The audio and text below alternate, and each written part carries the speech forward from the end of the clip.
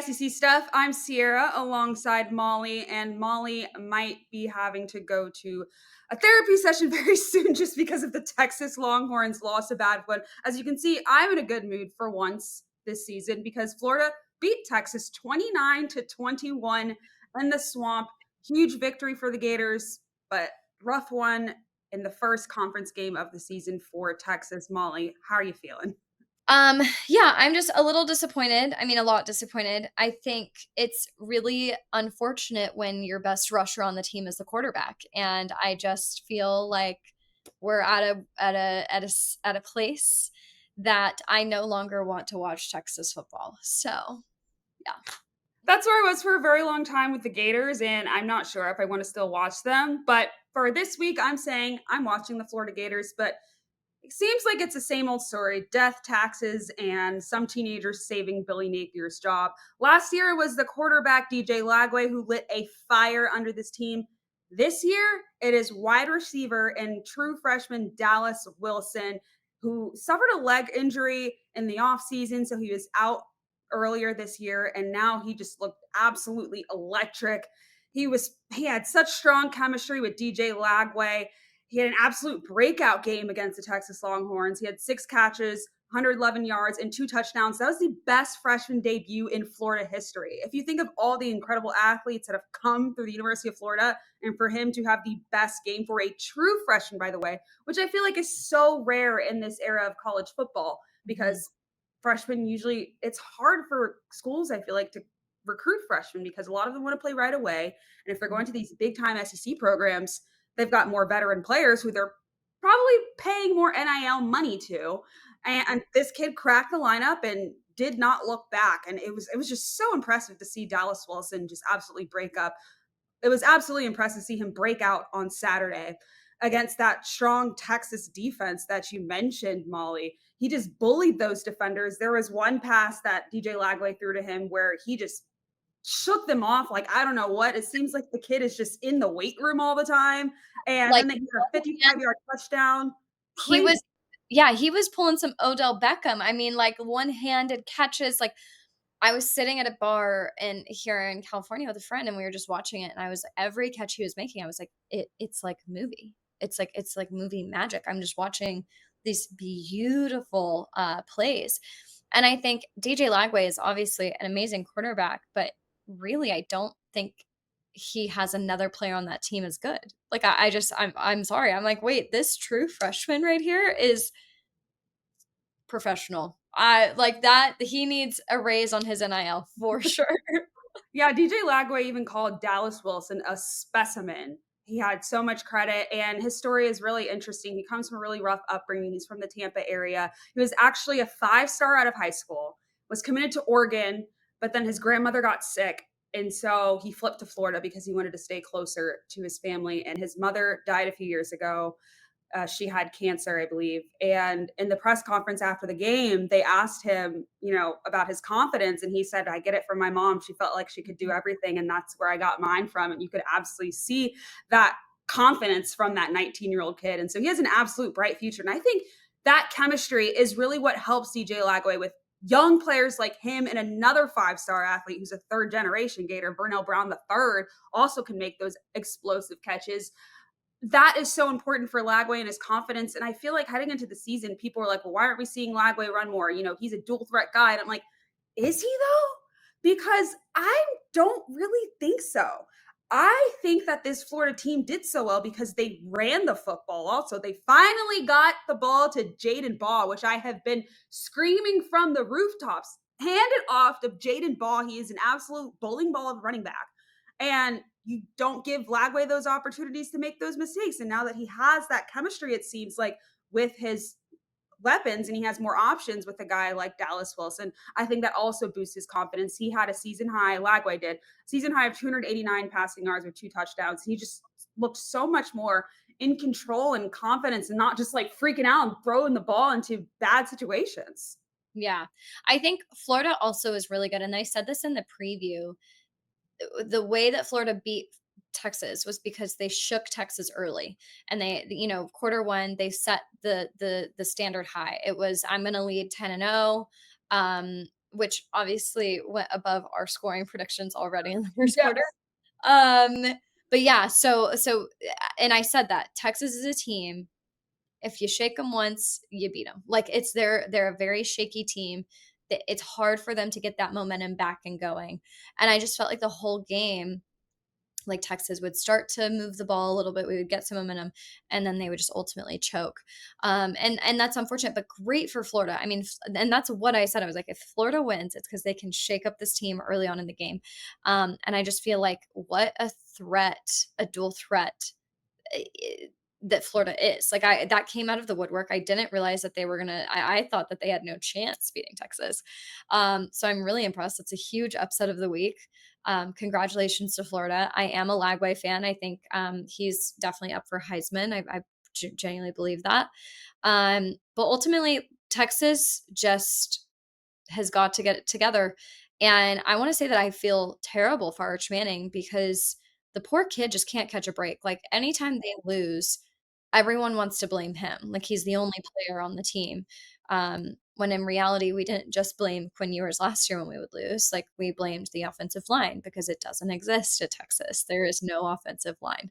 And the sad part about that is that ultimately is going to get Arch hurt. And so it's not just, oh, I'm not going to play a good game and I'm not going to be a good offensive team or an offensive line, but ultimately your quarterback, like you have to protect. And I feel like Texas is really lacking in that. Also, Manning led Texas in rushing yesterday, 52 yards. Other than that, it was non-existent. There was no rushing yard outside of that, and he passed for 263 yards. I think actually Arch had a good game. If we're looking at it from those stats, Arch had a pretty decent game. The rest of the team couldn't wake up. We could not get them going. And unfortunately, Arch did throw 2 interceptions, but once again, is that really all Arch or is that his offensive team? Like we have to look at that. We also got to look at special teams. Special teams didn't have a good game yesterday either. Um, I feel bad, the offensive line struggled so hard they gave up 6 sacks. Like for Arch to be sacked 6 times, Mhm. unacceptable. Sorry. Like I don't care what team you're with. It's just it's to the point I as a fan quite literally can't watch my own team. Like I left during quarter 3 because I was like I can't like I just can't. I'm over it. Um and I don't know. I don't know how you feel because I know you do like Arch Manning and I do know that you're a fan. Do you feel like they could do a better job protecting him? Absolutely. I'm right there with you because I was on the phone with my dad today and like I was like, I don't know, like is Arch Manning overhyped and whatnot? And we were talking about how like we just feel kind of bad for him because he has such a big name and all of this investment and all the hype in the world. And if the Texas Longhorns have a bad game, it's like, oh, it's Arch Manning's fault. That is part of what comes with being the quarterback, unfortunately, is just people just blame you. But the kid, like you said, Manning rushed for 52 yards, probably because he was running for his life. Yes. Yeah, he was sacked 6 times, which is unacceptable, especially with a team like Texas, who needs to be strong on the offensive line in order to run the football, and there was none of that. And Mhm. you've got to get that production going, especially for next week when Texas goes into the Red River rivalry. Yes, I said it right. It's the hardest rivalry to say, but they're going against an Oklahoma team with an elite defense. And it's like, I just don't. Sark has to come up with an answer quickly for this. Yeah, and it's like you said, he's literally like his rushing yards is because it was, "Oh crap, I can't get rid of the ball and these huge men are chasing me. I'm gonna run for my life or I'm possibly gonna get really hurt." Like at the end of the day, like he's going to get very hurt because his offensive line is lacking. This was the same issue we had last year with Ewers. I don't know what to do about this because also I think we had like 6 false starts in just like the first quarter. It was crazy. Like our offensive line is just jumpy. Like they're ready to go. And ultimately that could be somebody on the defensive line messing with somebody and getting like maybe listening to see what Arch does and maybe making the same noise, getting somebody to jump. But those 5-yard penalties really do add up. And we just at a game like Texas, Florida, where it was so close at one point, those really hurt us in the long run. And so I don't know what Sark can do in this next week to prepare for the biggest rivalry that they're going to have this year. There was all those false starts, and I think a lot of that had to do with playing in the swamp. Playing in Gainesville is a very tough place to play. It's humid, it's loud. There's about like there's thousands and thousands of fans like cheering you on. And this was Arch Manning and a lot of those players' first time in SEC action. Rather, Mhm. they played at Ohio State, which is a tough environment to play. Even Coach Sarkeesian said that, like, it seemed like his team was fine in that environment. But Mhm. the SEC is just completely different than the Big Ten. I'm sorry. Sorry to the Ohio State fans watching that'll probably send me hate. I was born in Ohio, guys. Don't hate me that much. But but it's just like this team has got to get it going together. They've played at home. They've played a lot of cupcakes, and Florida is a rough team to, they were coming off a bye as well. And Florida's a rough team to get your welcome to the SEC birthday card, I guess. So it's they've got to improve and they got to fix it real quick. But so does Florida. I mean, Billy Napier bought himself some time. Great. But now they got Texas A&M, who just came off a big win, and Texas A&M looks real good right now too. Yeah. Well, and I think too, watching this game did make me realize because watching the Ohio State loss was so sad, but honestly, not terrible. It was a pretty close game. Like it wasn't that like yes, we were looking at the two top teams of the nation, and that was a hard watch as a Texas fan, but not as hard as Florida. Um, and I will say, Arch is maturing. Like you can see it, like the way he's moving, the way he's even like his eyes aren't looking down at all. Like he is eyes up on the prize. He's trusting his own line maybe a little bit more than he should.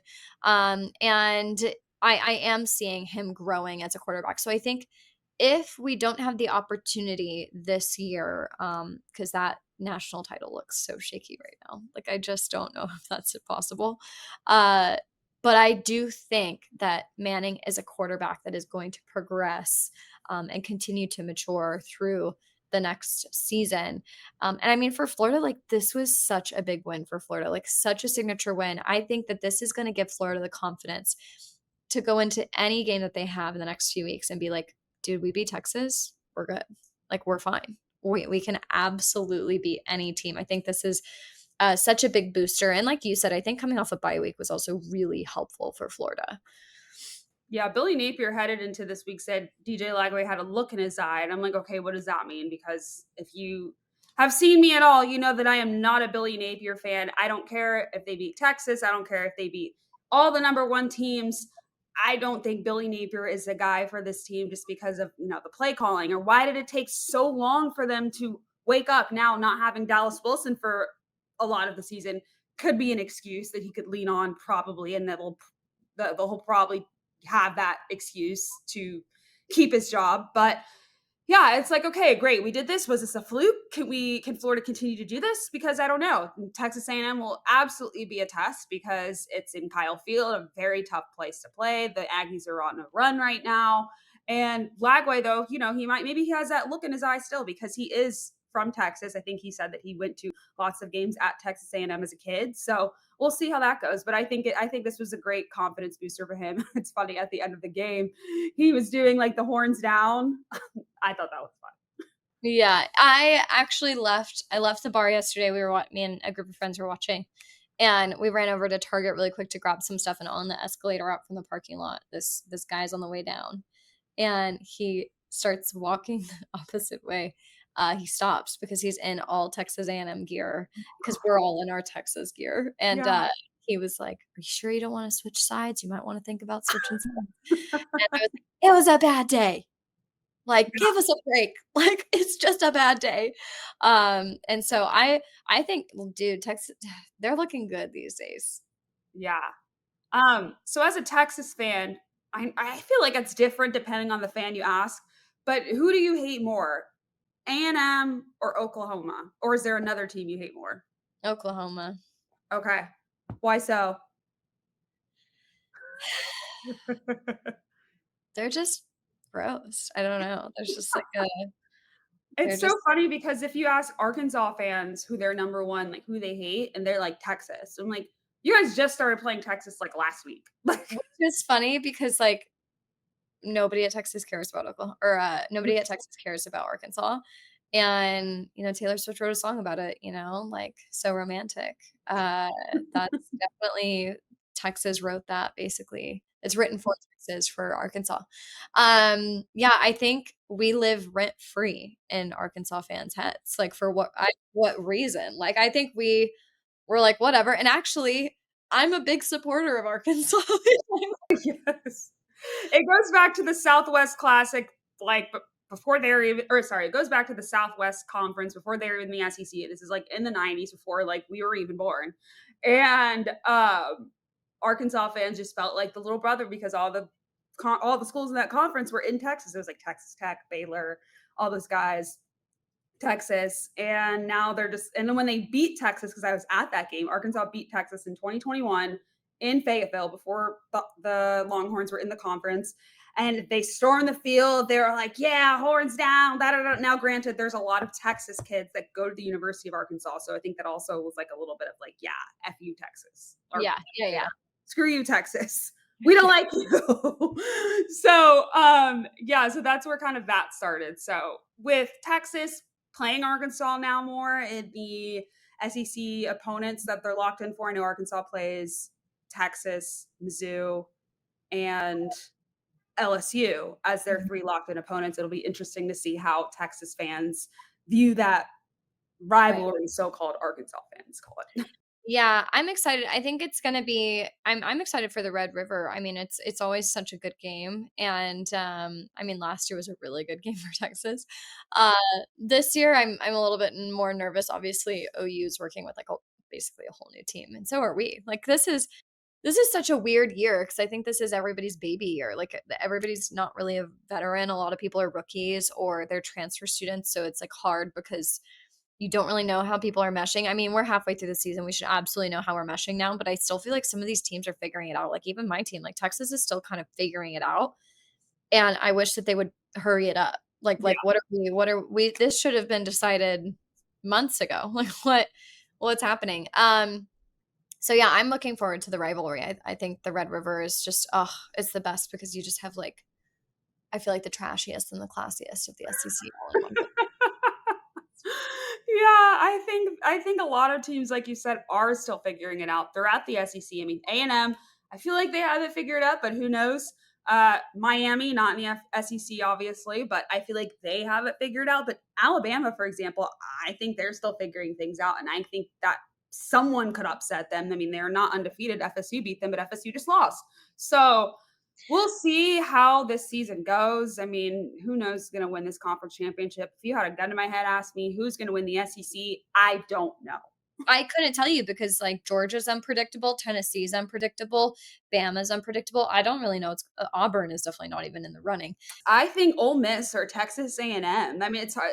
This is they had a bye week as well, but the way Ole Miss beat LSU, I mean, I thought I was a go LSU, and I'm a Gator fan. Obviously, you can see this. I was like, oh LSU, they're going to win it all.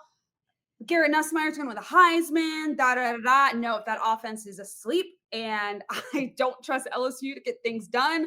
Mm-mm. Florida, threw 5 interceptions against them, but it was still pretty close. So LSU, I don't believe in them. I mean, it would very, very surprising to a lot of people if Ole Miss made it to the SEC championship game because that's something they've never done in the history of college football. So yeah, so we'll see. I'm excited to see who's going to play in the SEC championship game because it should be very interesting.